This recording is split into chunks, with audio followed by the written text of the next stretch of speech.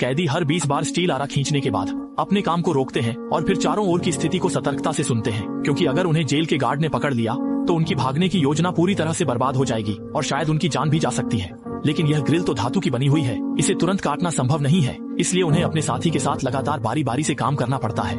दोनों की संयुक्त मेहनत से आधे घंटे बाद लोहे की ग्रिल आखिरकार काट दी जाती है और फिर वे जल्दी से खिड़की से कूदकर एक तहखाने जैसे स्थान पर पहुंच जाते हैं। मैंने एक रास्ता खोजने की कोशिश की ताकि बाहर निकल सकूं, लेकिन एक चक्कर लगाने के बाद भी कुछ नहीं मिला। सभी निकास दरवाजे बिना किसी अपवाद के लोहे के दरवाजों से बंद थे। कोई उपाय नहीं था, इसलिए आदमी को लोहे की ग्रिल को फिर से स्थापित करना पड़ा। तभी उसने कुछ फेंची की हुई खिड़कियां देखी और उसने सोचा कि लोहे की छड़ को काटकर एक चाबी बनाई जा सकती है। लेकिन जैसे ही उसने 2 बार आरा चलाया, ऊपर से जेल के गार्डों के कदमों की आवाज आई और दोनों जल्दी से छिप गए। असल में 2 जेल के गार्ड ड्यूटी रूम से चुपके से नीचे आकर सिगरेट पी रहे थे और दोनों ने गार्डों की खोज को चतुराई से पार करने के लिए एक दूसरे के ऊपर चढ़ने का तरीका अपनाया। उन्हें लगा कि वे एक चक्कर लगाने के बाद तुरंत चले जाएंगे, लेकिन वे फिर से लौट आए। कैदियों ने देखा कि गार्ड चले गए हैं तो उन्होंने उसी तरीके से सावधानी से वापस लौटने का फैसला किया और गार्डों ने भी कुछ असामान्य नहीं देखा।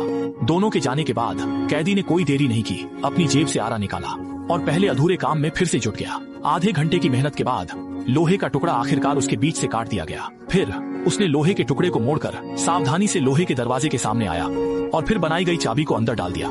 कैदी के कुशल घुमाने पर दरवाजे का ताला सचमुच खुल गया। इसके बाद दोनों ने पहले से तैयार किया हुआ केरोसिन लैंप निकाला, उसे जलाया और नाले में प्रवेश कर गए।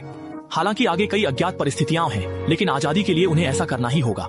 सौभाग्य से जब वे पहले दरवाजे पर आए तो उन्हें एक अप्रत्याशित आश्चर्य मिला। यहाँ के सभी दरवाजों के ताले सार्वभौमिक हैं। मास्टर चाबी की मदद से कैदी एक निर्बाध यात्रा करता है और जल्द ही अपने अंतिम गंतव्य तक पहुँच जाता है। हालांकि सीवर की ओर जाने वाला लोहे का दरवाजा स्प्रिंग लॉक से सुसज्जित था और मास्टर कुंजी तुरंत बेकार हो गई। लेकिन कैदी ने इससे हार नहीं मानी, बल्कि उसकी शांति के चलते उसने एक समाधान खोज लिया। उसने लोहे के दरवाजे को जोर से उठाया, फिर चाबी को खांचे में फंसाया और फिर आरा निकालकर दरवाजे के धुर्रे को लगातार काटने लगा। जल्दी ही उसने ऊपर के धुर्रे को काट दिया और नीचे का धुर्रा भी उसी तरीके से। उसकी तेजी से काटने के चलते दूसरा धुर्रा भी कट गया। ये सब करने के बाद कैदी ने खांचे में फंसी चाबी को हटा दिया।